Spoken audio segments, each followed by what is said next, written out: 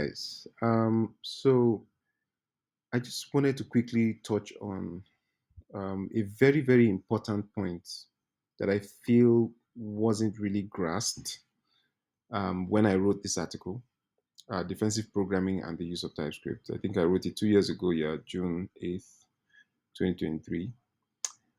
And I think maybe I was more concerned not to make the article much any longer than it already was.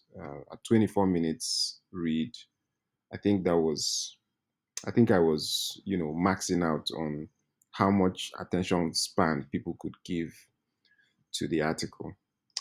Because I feel that if people really got that message, I think, the comment section here for the article would be more than just one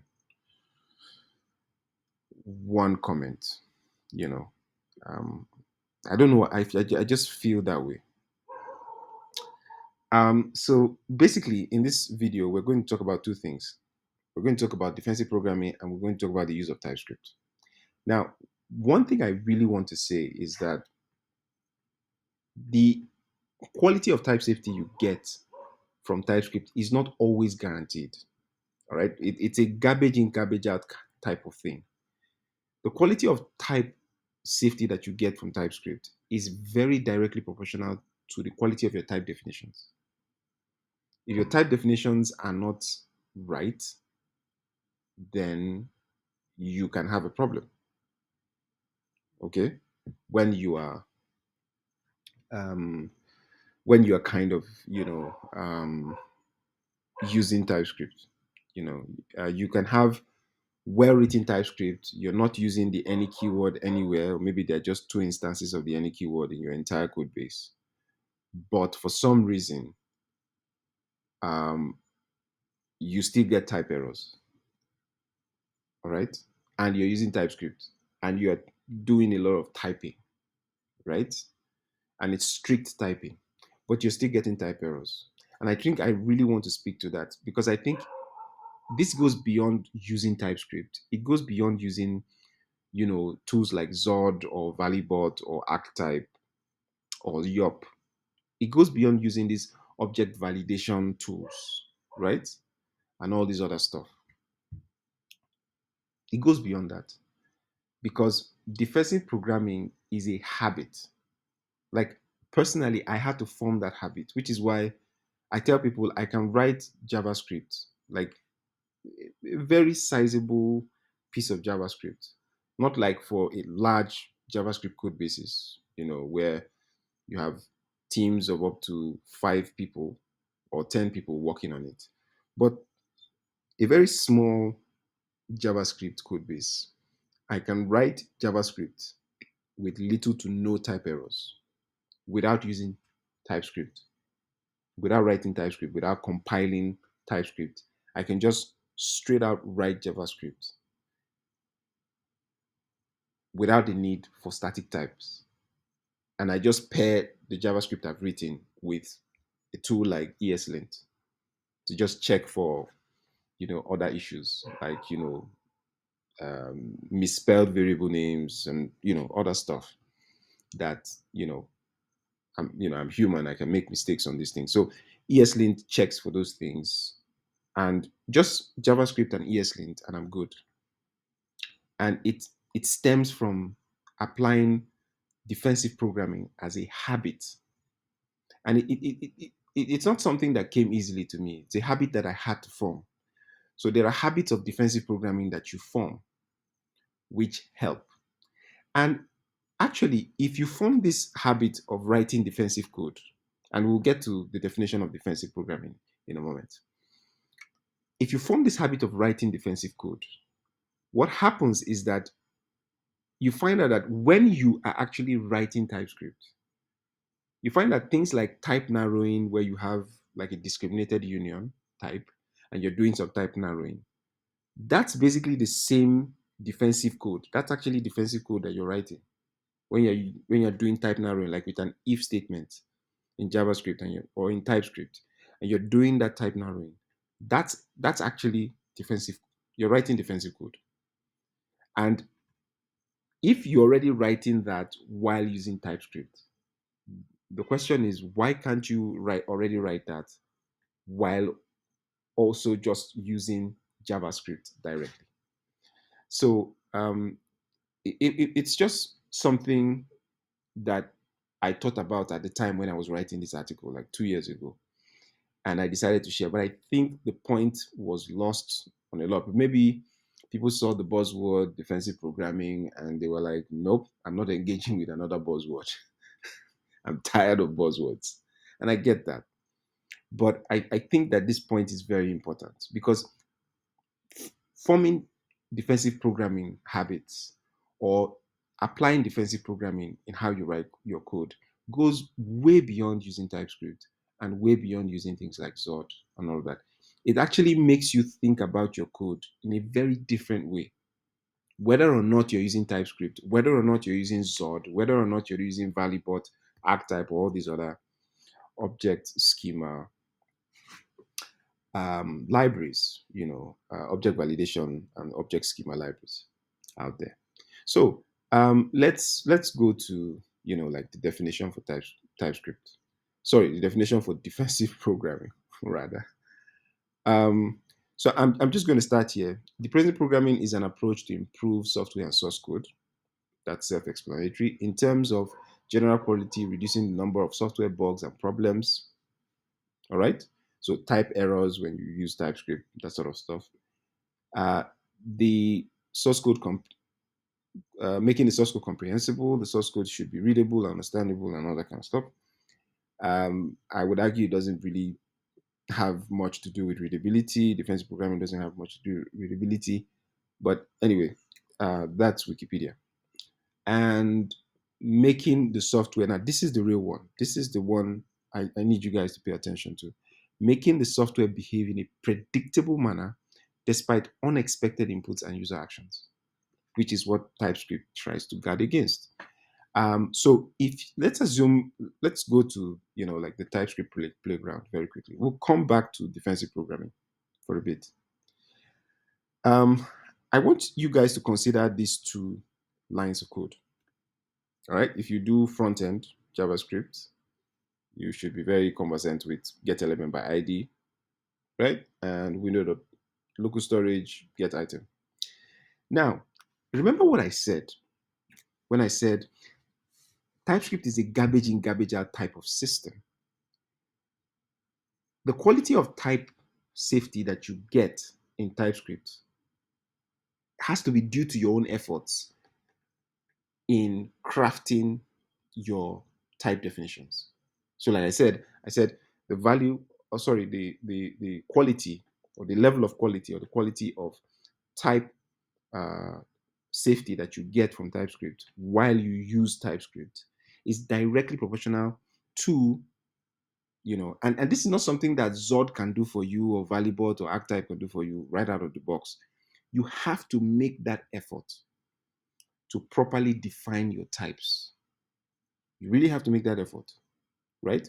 And I want to show you something. Let's get back to this. You do front end JavaScript, get element by ID, get item, right? Here's the thing I want you to notice. This is from the base type definitions by the TypeScript, by the guys who created TypeScript, the Microsoft TypeScript core team. Now, this doesn't just return one type, right? When called, as you can see here, it returns a discriminated union. Now, why is this so? Right? You have to ask yourself these questions. Why is this so? Why doesn't it just return HTML elements? Why does it return or null? Why does it return this union type? Because it considers both the happy path, where a DOM element with an ID of root is contained in the DOM node that we're querying, which means it will return that DOM node, which is of type HTML element. It also considers the non-happy path, where an element with an ID of root is not in the DOM, is not in the DOM that we're querying. It's not there. So in which case, this will return null. Now, this speaks to the quality of what? Of type definitions, right? So we have both the happy path and the non-happy path. So happy path, HTML element. Non-happy path, if the node DOM node is not in the DOM that we're querying. No. Same thing with local storage and get item. There's the happy path, which is if we have an item whose key is log info, as we can see here, then we get a string. If it's contained in local storage, we get a string. But if it's not there, if it's not contained in local storage, then we get null. All right, so quality type definitions, right? But it turns out that, let's assume for a moment that, let's say we want to create a function that truncates text. We have the text that we want to truncate, and we have the limit, number of characters before the truncation happens. And we just want to add like an ellipsis at the end, just 3 dots at the end, as you can see here. Let's change this because substr is deprecated, which is why it has that cancel mark. But let's change that to substring, even though they behave slightly differently. But the correctness of the logic for truncate text is not the it's not the point of what I'm trying to show you here. Now, for most people, they will basically just define this as string, right? And like I said, it goes back to that point of the quality of your type definitions matter a lot because it's directly proportional to the quality of the type safety that you get from TypeScript. So most people will just do this, and then they will just probably do something like this. Again, I'm setting this to you. Now, when you do this, what if you call truncate text with something with data that comes from the server, right? I could do this and it will work because, well, this is a string literal, right? And I could do this and it works. But what if I don't have a string literal? What if I have a variable whose contents come from the server or come from a URL query string or something like that? Okay. Now, the thing is, without providing, because the first rule of defensive programming is you have to assume that the type of a particular variable or argument to a function, a variable argument to a function, may not be the type that you originally intended. So we originally intended for text to be a string, but we may not get that type at runtime. We may get something else, maybe undefined or null, right? It's like, what do we do with that? Now, if we get that in here and it goes through this, this is our type narrowing. So for instance, if we do this, which is what we're supposed to do, so we are assuming that text may not be a string, which is the very first best assumption for defensive programming. We're assuming that text may not be a string, may be undefined, and we're dealing with that here. And of course, if I take this out, see I have a problem here. It tells me text could possibly be undefined. And then I have to do some type narrowing here. This type narrowing with the if statement is exactly the same thing as defensive programming because I am defending against text being anything but a string. That's why I'm using this if statement. So this is what you might call, what TypeScript in the documentation is called a type guard or type narrowing, right? And it's just forcing you to write defensive code. That's what TypeScript does. It just forces you to write defensive code. So in this case, I'm defending against text being anything other than a string so that I can safely execute this next line without any problems. So it's always good to assume that, yes, we want text to be a string, but it may be something else. It may not be a string. And then we have to deal with that. And then, we throw a type error because without this, right, a type error is thrown here. at runtime, right? It's thrown there at runtime. And the message that that type error will carry is not going to make a lot of sense to us. So the thing is, one thing I say to people is if you want your software to give you clear error messages, then you have to include them.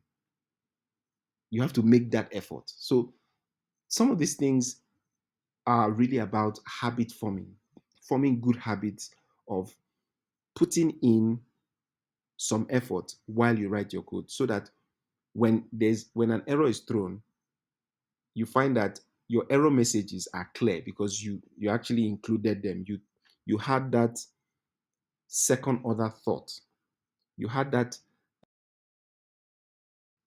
um, mindset of looking at the code again, not just in terms of the happy path. So in terms of the control flow, the happy path, and all of that, but you also have that mindset to look at your code in terms of the non-happy path, which is that second order thinking, right? That is needed to develop that habit of writing defensive code.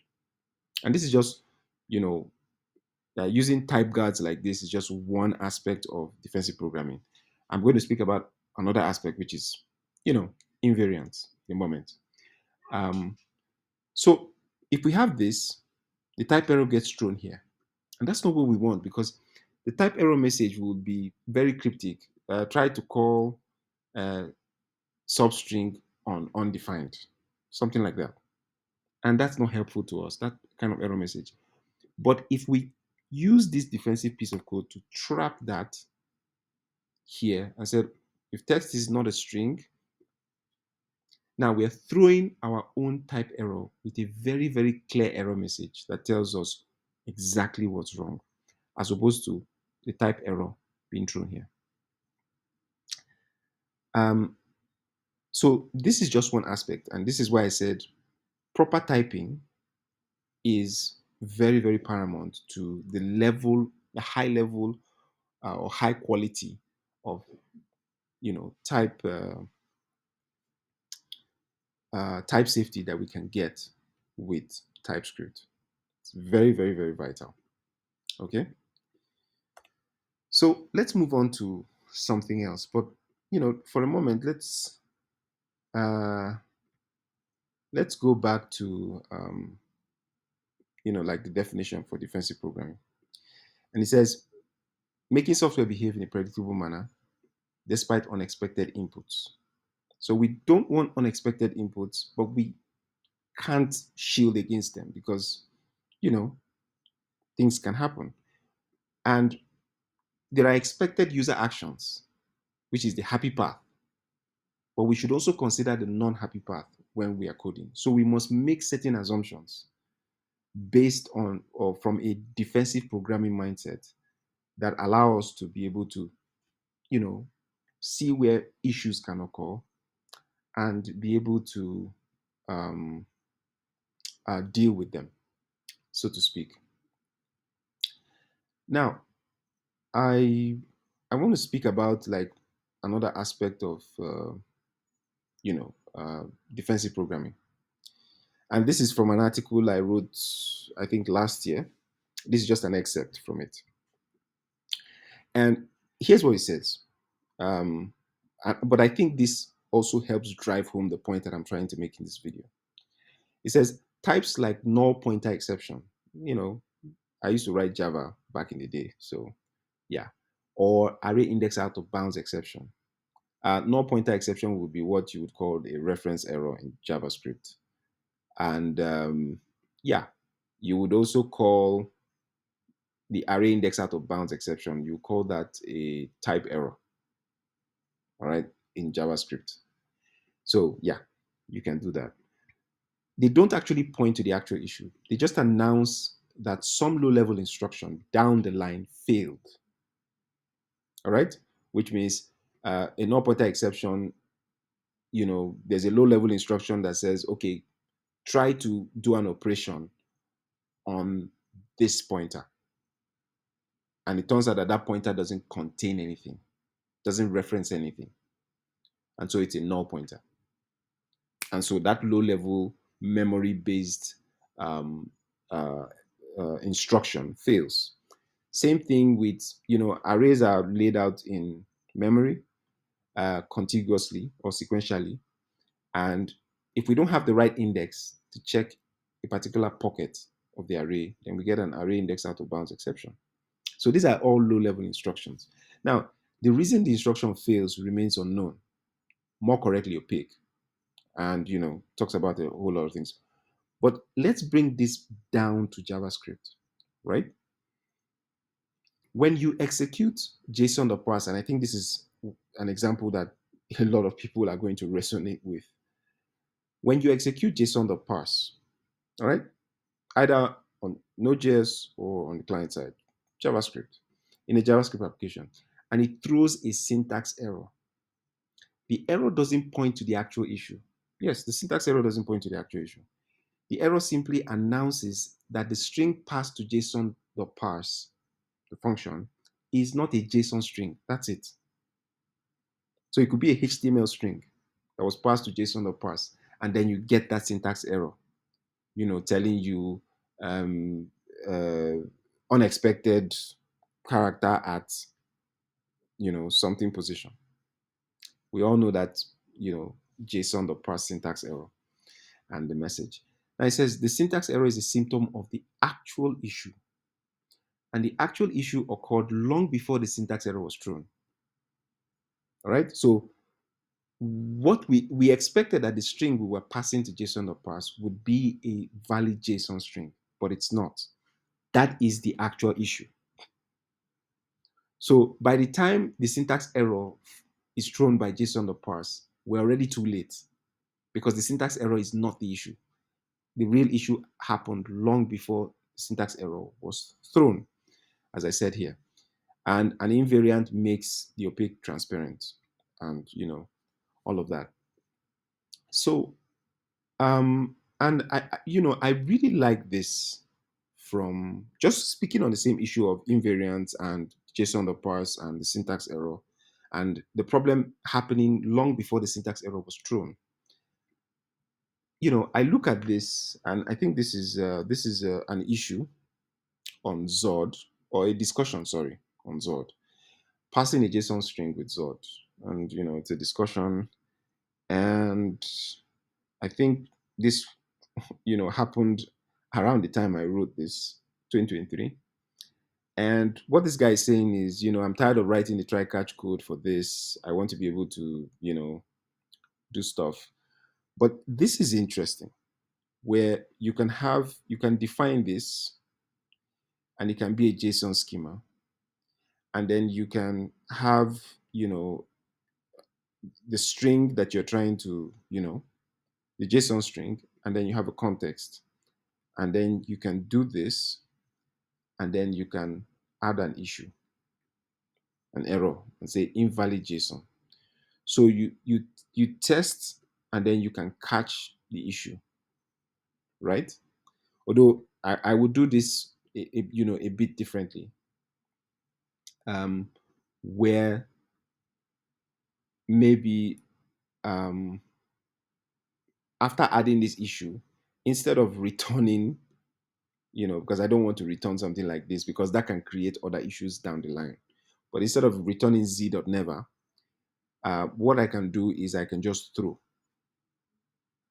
at that point. I could throw, at that point.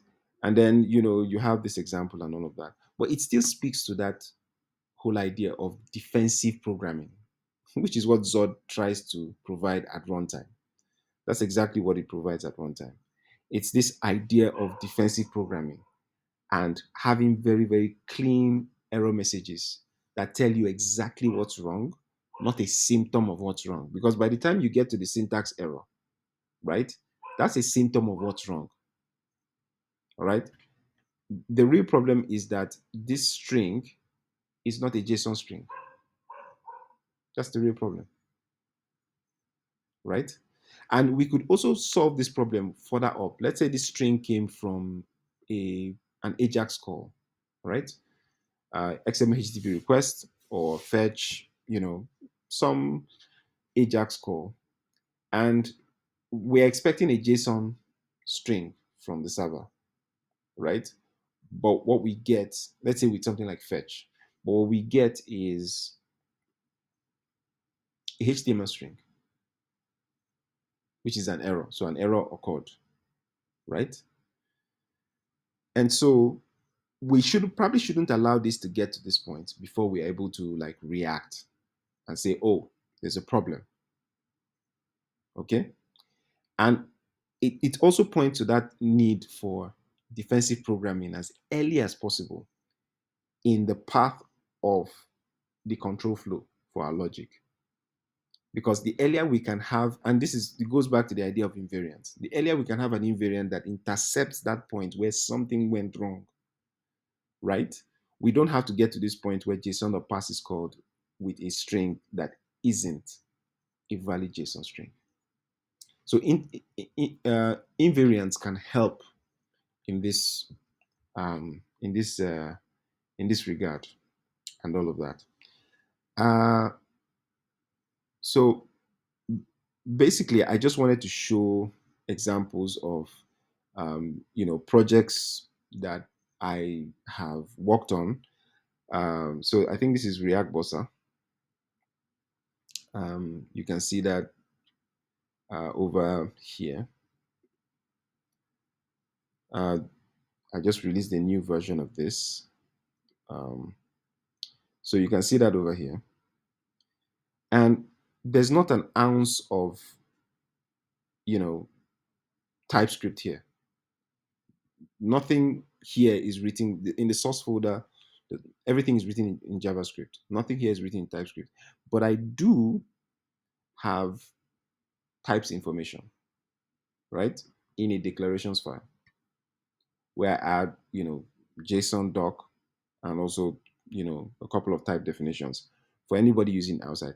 But all I utilize in this particular um, project is just JavaScript and ESLint. That's it. JavaScript, ESLint, and I'm good. And why is that? Well, that's because I always do my checks. I'm always checking everything. All right.